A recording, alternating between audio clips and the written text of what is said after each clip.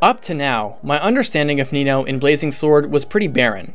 I never had much of an affinity for her compared to my peers, and I even remember strongly disliking her in my youth because people treated her like one of the best characters in the game. Needless to say, I wasn't that big of a fan of hers. But over the years, my passion for arguing about unit efficiency died, and with it my animosity towards characters like Nino. It wouldn't be until Fire Emblem Heroes where I would be interested in talking about Nino again, and one thing led to another, and then I found myself wanting to explore Nino as a character. I'll say this up front, I think Nino has some of the best supports in the entire game. Even with the GBA's limitations, her 7 supports managed to capture and flesh out a lot of her quirks and insecurities. These include things like her work ethic, curiosity, and obliviousness, but also her fear of betrayal, trust, and lack of confidence.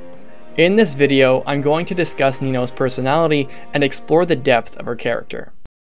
Nino was only a baby on that fateful morning when Nurgle and Sonia arrived at her parents' home. They interrogated her parents regarding their knowledge of dragons. After mercilessly slaughtering her family, Nurgle tasked Sonia to care for her, wondering whether her skill in magic would be a future asset to his cause. Now, over a decade later, Nino is a young 14-year-old mage constantly trying to gain the approval of her viciously cold and cruel parent. Things would eventually turn around for the young mage when Nurgle and Sonia met Brendan Reed, leader of the Black Fang, an organization of Robin Hood-like vigilante assassins. It would be here where the lonely Nino would befriend Linus and Lloyd Reed, Legault, and Jan, all of whom she would dub her brothers and uncles. Despite Nino's broken childhood, her character-defining optimism, cheer, and curiosity were ever present in her disposition. Nino is first seen in a house tending to Jafar's severe wounds afflicted during his latest assignment. She is next seen with Jafar in Bern on her first mission as a Black Fang to assassinate Prince Zephiel.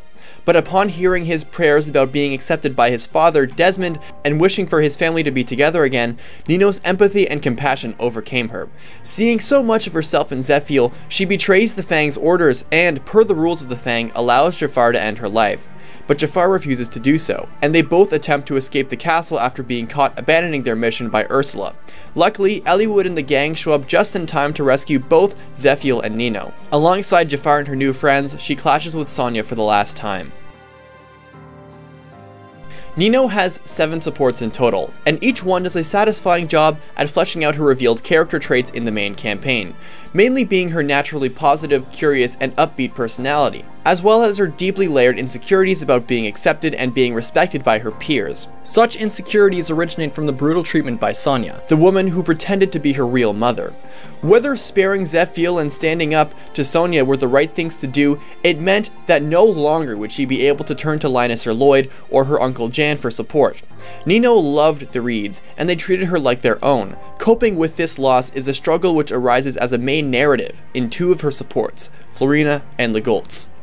Her and Florina's C support briefly, and comedically, introduces each character to one another before Nino immediately hurries off to do something else, but with the ice broken, their B support introduces both ladies' fondness of family. Their B support opens up with Florina talking about her home, Ilia. As she talks about the snowy Ilian climate, Nino thinks of the times when she, Lloyd, and Linus would play with her in the snow. She begins to gab on and on about them, explaining how Lloyd was the cool and dashing one, while Linus was the loudmouth brute. She tells Florina that they weren't blood related, but they treated one another like family all the same. Florina sympathizes with her. Nino's fondness of her brothers dwells on Florina as she knows that Nino is destined to fight against them. In their A support, Florina approaches Nino and asks her if she ever gets lonely because of everything that happened between her and the Reeds. Nino appreciates the sentiment and tells her that she's like a sister. Florina is touched and tells Nino that they can treat one another like family. Nino appreciates her kind gesture, and then she asks Florina something about her brothers that's been keeping her awake. She says, "I parted with my brothers as enemies. They probably hate me, right? I mean, they wouldn't forgive me no matter how much I begged, right? How come I couldn't just tell them? If I could have just been braver, maybe we wouldn't have had to leave things like that. Why? Why?" During this moment, Florina tells Nino that she tried, and that she would be with her always. Given that this A support can only be reached after Cog of Destiny, the implication is that Eliwood and the heroes have killed the last remaining Reed brother, and this rationalizing that Nino is doing in this conversation refers to her conversations with either Linus or Lloyd during that chapter. With both brothers, she's practically begging for them to just listen to her, and to convince them that Eliwood isn't the scoundrel they think he is, but neither of them will have any of it. Nino clearly does not want to fight them, but she was forced to, and ultimately forced to kill them in self-defense or otherwise. In this final exchange, Nino's self-doubt and guilt over abandoning her brothers overwhelms her. By asking for confirmation from Florina, she tries to rationalize her actions during this chapter, whereupon she clashed with the remnants of her Fang family. Immediately after this, though, she begins to guilt herself. The sad reality for Nino is that she's going to have to bear with this pain for years to come, and while she may be able to find some solace in having Florina in her corner, Nino will unable to shake off the dread of having to clash and perhaps kill the young men who accepted her as one of their own. The realism of war and loss, something that tends to be clouded or outright forgotten in Fire Emblem, is very present in Nino's journey. The realism gets even stronger with Legault's support. After playing catch-up in their C support, Nino asks him how long he'd known Eliwood and the heroes. He explains that he's known them since the first time they visited the Dread Isle. She pauses for a second, then tells him that she can't go back to the Black Fang, even though she liked the people and loved her brothers. She asks Legault if he loved them too. He says yes. Nino makes the connection that Legault, a former Black Fang member, was with the party when they defeated one of the Reed brothers.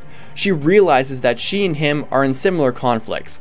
They both appreciate the Fang and love the Reeds, but their actions, while necessary for their survival and happiness, came at the cost of betraying their closest friends and displacing themselves from a home they both shared. Their A support begins with Legault asking Nino what she will do after the war, since they don't have families or villages to return to. Legault explains that he would likely become a brigand or something like that to make some easy and sleazy money. Nino tells him that she wants to come with him, but Legault rejects the idea and tells her that she'll be better off without him, that she would only slow him down, and that he wouldn't be able to protect Nino like the Reeds could since he lacked their power and courage. Then Nino asks if this journey will be the last time they see one another, and Legault says yes. In response to this, she says this: "I understand. I'll be alright. Don't worry about me. You know me, I'm a Black Fang, so you take care of yourself too, Uncle Legault. I'll see you later." While her ending with Florina was bittersweet, this one is just sad. Their relationship doesn't improve at all, and neither character develops or becomes better people, and the ending has zero silver lining. It even seems like their relationship is for worse after this support, just because Legault basically tells Nino that their friendship is over the second this conflict ends. By first referring to Legault as her uncle to wanting to join him after the war ends, Nino is displaying a need for acceptance. But on these two separate occasions it doesn't happen. It feels like her support with Legault is kind of a bad ending for her, as she achieves absolutely nothing of what she really wants. Thankfully, her Florina and Legault supports are about as sad as it gets for her, and in complete contrast to these, her supports with Merlinus and Rebecca are much more positive, with Merlinus's being the funniest support she has.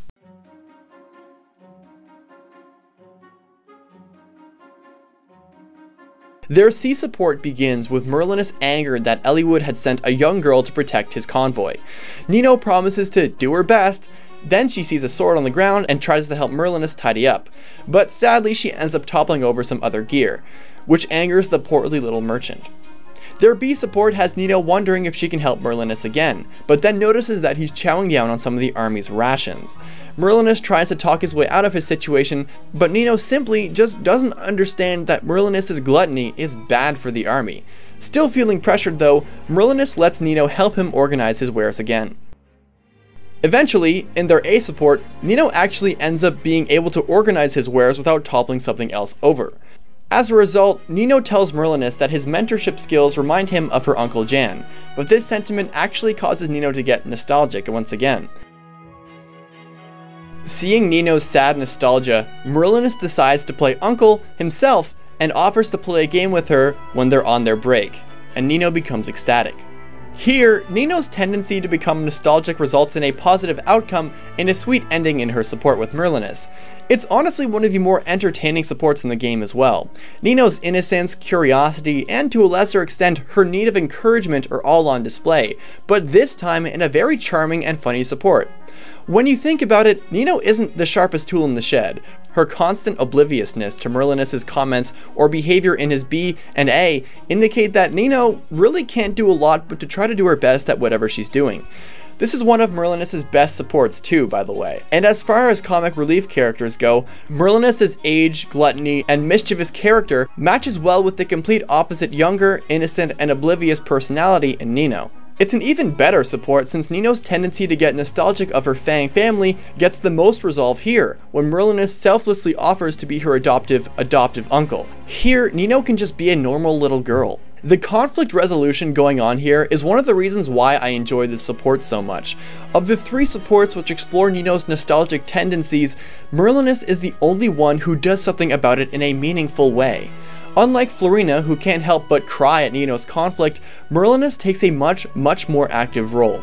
Granted, being nostalgic about Uncle Jan is much easier to bear than rationalizing killing your Reed brothers, but I don't doubt that Merlinus' ability to do damage control would be much different here. As for Legault, I understand why he acted the way he did, and I do appreciate what it does for their support and the subversion that goes on there as a whole, but I appreciate Merlinus' seemingly out-of-character selflessness over Legault's in-character self-interest. In that perspective, it makes her and Rebecca's support easier to appreciate for similar reasons. Here, Nino and Rebecca become instant friends because of their age. Their C support is incredibly straightforward, as it just has Rebecca befriending Nino, giving her a baked dumpling she made, and telling her that she could make them as well. B also consists of a simple activity of Rebecca showing Nino how to make a necklace out of dried berries.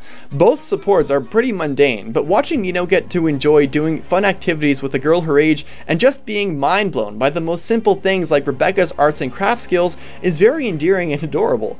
Their A is also pretty shallow. Nino crafts the necklace and gives it to Rebecca to give it to someone else she likes. And that's basically their entire support chain. But the fun in this support is the shallowness and simplicity of it. Not only is it refreshing to see Nino make an ally without having to get nostalgic about her past, but her sheer excitement to such simple tasks is so in character for her. Nino is a sheltered young kid, with an endearing kind of obliviousness and curiosity to her personality. Watching her get excited and intrigued over the most juvenile thing, like poking a string through some craisins, is fun to watch, not just because it's comedic, but because it fits extremely well with her character without needing to go down that sad road. The player can infer for themselves that Nino never got to experience these kinds of activities, or have a friend like Rebecca growing up with Sonia. Players can understand for themselves why Nino would be so fascinated from stuff like this. The above supports help to establish that Nino isn't particularly great at anything except for her amazing natural talent at magic. Aside from gameplay cues like her growths, we don't really know the scope of her talent. And it isn't until her supports with Urk where we can contextualize just how strong she is. It is here as well where we can begin to understand the toll that she's taken from her psychological abuse from Sonia. Her C support begins with Urk reading a book about anima magic theory. Nino finds Urk and becomes excited at speaking with a fellow mage. She notices that there's a picture on one of the pages and urges Urk to go back to it. Urk, seemingly annoyed, asks her to leave him alone. Nino gets embarrassed and speedily leaves the scene, leaving Urk to question why he did that, and why he can't talk to girls. Aside from the comedic introspection on Urk's part towards the end of this support conversation, the only noteworthy thing about this C support is another instance of Nino's curiosity. Nino is especially fixated on the imagery within the book, meanwhile Urk seems to be strictly studying the theory part. In their B support, Urk finds Nino and offers her the book. She happily accepts it but quickly realizes that her illiteracy will understandably pose an issue. She tells Urk that she isn't good at reading, but in reality she's completely illiterate. But the statement confuses Urk since he's always believed that studying magic typically required one to read incantations, and he questions why, if Nino can't read these incantations, how she can cast magic itself. She explains that she would just memorize and then emulate Sonia's chants and eventually got the hang of it. Urk is understandably surprised, but can see Nino's natural talent and tells her that she's earned his respect. This admiration and recognition of Nino's skill causes her to cry. and she thanks him for appreciating her. Nino's reaction to positive feedback in this particular case is much different than what it was with Rebecca's praise over her crafts or Merlinus over her improvement at being a helper. Urk's positive feedback causes Nino to cry because the subject matter hits so close to home. All of Nino and Sonia's on-screen interaction makes one thing clear. Nino wants to prove that she belongs in the Black Fang and wants to earn her mother's approval. Nino takes pride in being part of the Black Fang, and is determined to prove that she has what it takes to belong there. Nino seems to have the drive to impress her superiors, but the woman she wants to impress the most constantly neglects her no matter what she does. In their A support, Urk approaches Nino and offers her yet another book, this time one full of pictures. He explains to her that his main weakness in anima magic was that he focused on studying so much that he neglected the other aspects of anima, communing with the spirits. For Urk, this book was supposed to serve as a teaching tool to get him to appreciate nature. After Urk finishes his story about the book, Nino reflects upon her relationship with the spirits, and she says, "Commune with the spirits. I do that a lot. My mother just used them, and always said that talking to them was a waste of time, but it sounds like your teacher really got to know them. This makes me so happy." Urk is once again impressed and even tells her that she reminds him of his teacher, Pent. Nino takes the compliment the wrong way though and treats it as an insult to his teacher. Urk wonders why Nino doubts herself so much, and she begins to explain that Sonia would tell her something that made her feel that way. Frustrated at Nino's low confidence, Urk briefly snaps at her and questions whether or not she trusts him. It's not hard to imagine that Nino was referring to her mom's insults at the expense of her self-worth, but for a second time, Urk's encouraging words and uncharacteristically enthusiastic delivery in their A support makes an impact. On two separate occasions, this support does a lot to explore Nino's insecurities. As an aside, the differences between these two mages is actually pretty cool when you think about it. One is a theory-based anima mage, learning best by absorbing as much information as he can through literature, while the other knows zero theory, and learns best from emulation and imagery. One has a kind, wise, and encouraging teacher and father figure in Pent, while the other has an abusive, cold, and manipulative adoptive mother in Sonia. In my opinion, this makes Nino and Urk work very well with one another, and their dynamic makes for a good paired ending. Nino's sudden mood swings from her latter conversations with Urk indicate that she has a hard time believing that she's really worth the admiration sent her way when it counts. Nino's desire is to be accepted and to be recognized for her hard work.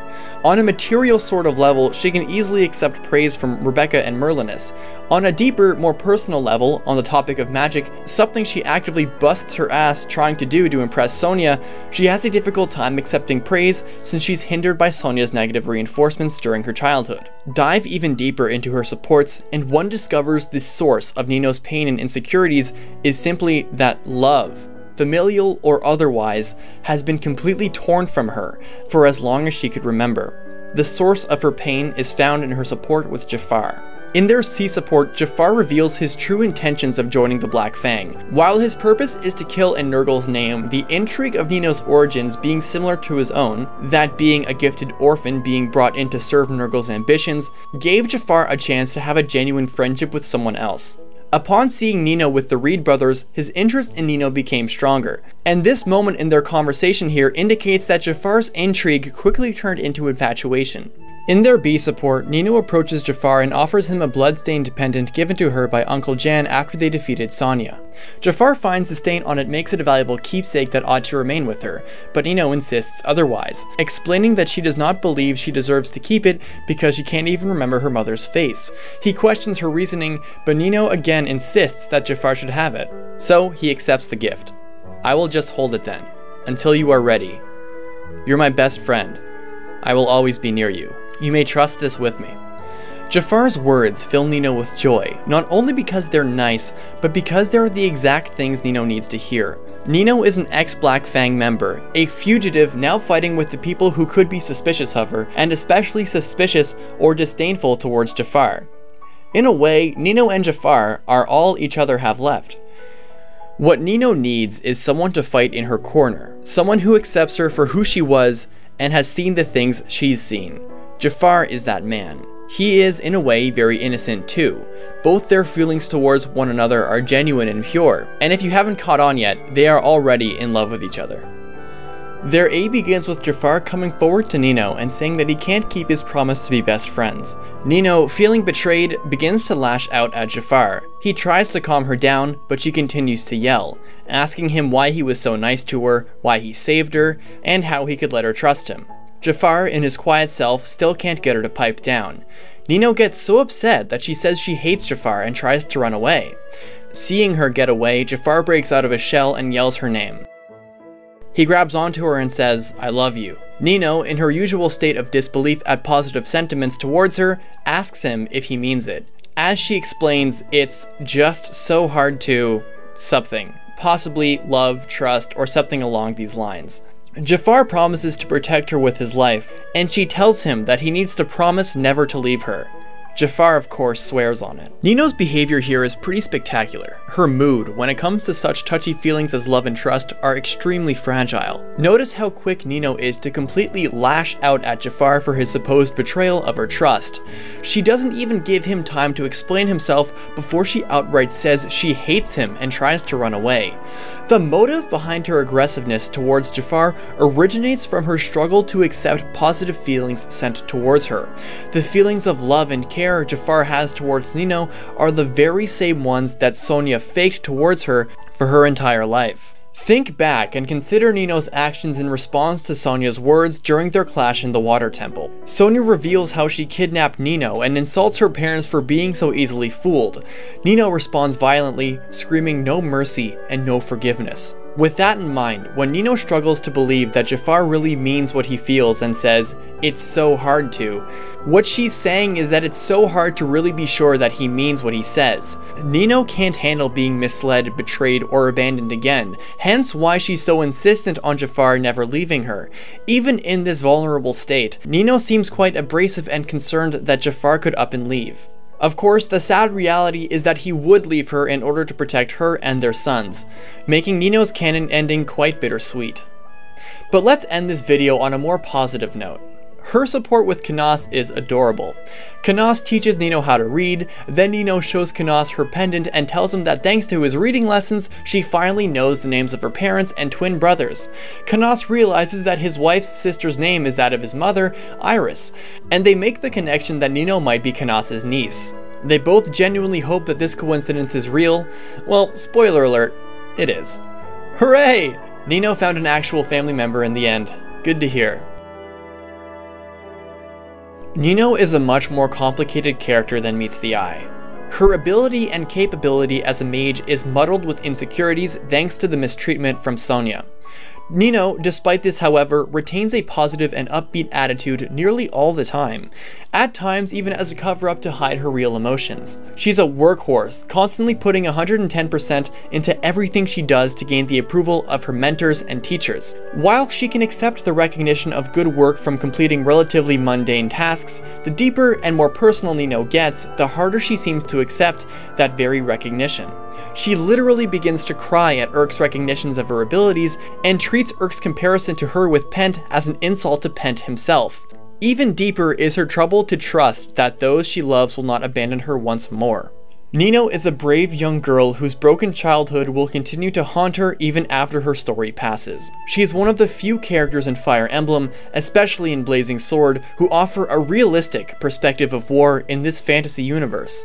She's a former Black Fang member. She will never escape her past, and eventually, for better or worse, Nino will part ways with the one she loves, all because everything changed on that fateful morning.